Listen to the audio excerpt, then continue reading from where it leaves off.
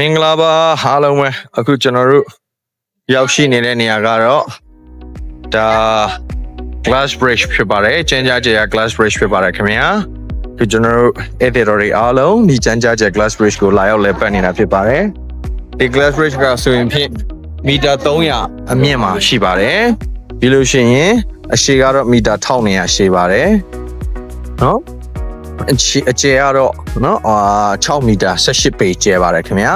အခုဒါကျွန်တော်တို့ဒီကနေဟိုဘက်ကိုကူးမယ်ဟိုဘက်ရောက်ရင်ကျွန်တော်တို့ zip line စီးလို့ရတယ်ပေါ့နော်ဟိုမှာ zip line စီးလို့ရတယ်ကျွန်တော်တို့အဲ့တဲ့တော်တွေ zip line စီးဖို့ရှိပါတယ် zip line စီးပြီးရင် slide စီးမယ် slide စီးပြီးကျွန်တော်တို့ဒီဓာတ်လေကားနဲ့ပြန်တက်လာပြီးတော့မှဒီ glass rig ကိုပြန်ရှောက်ပြီးဒီဘက်ကိုပြန်လာမှာဖြစ်ပါတယ် okay အခုကျွန်တော်တို့နော် Grand Canyon ကိုရောက်နေတာဖြစ်ပါတယ်ဒီ Grand Canyon ပေါ်မှာကျွန်တော်တို့ကဖြတ်ပြီးမှဟိုဘက်ထိပ်ကိုလမ်းလျှောက်မှာဖြစ်ပါတယ်ဒါက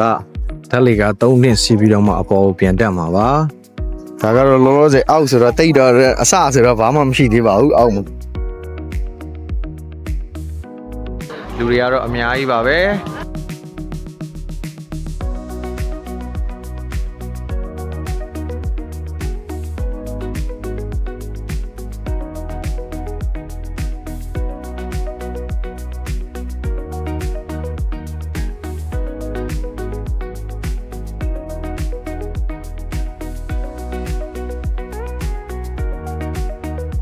အခုလိုစိတ်ဝင်စားကြကောင်းတဲ့နော်